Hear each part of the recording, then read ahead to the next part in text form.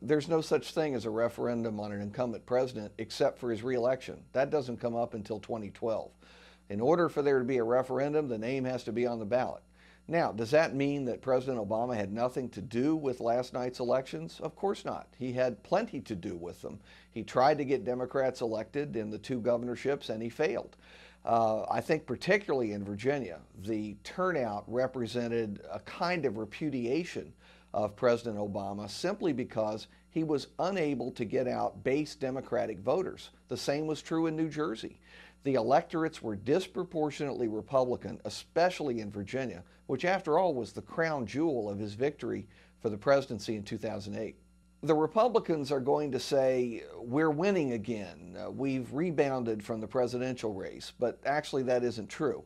They've only begun on the very long road toward rehabilitation, and winning a couple of off-year races with low turnouts is very different than recapturing the presidency or recapturing the Congress.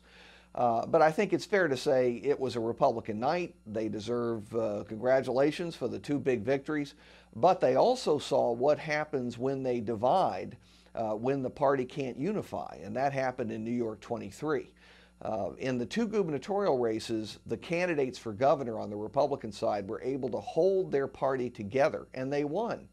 In New York 23, Republicans split asunder, and they threw away a congressional seat that they have held since the early 1870s. They're now down to 2 out of 29 seats in the House of Representatives in New York. In the mid-1990s, they had 13 seats, plus a U.S. Senator, plus the governor.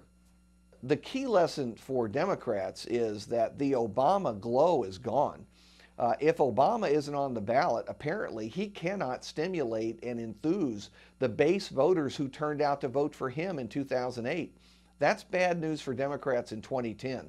They've got 1 year to figure out how they can activate and energize those Obama voters again, because without them, they're going to suffer heavy losses in Congress in 2010.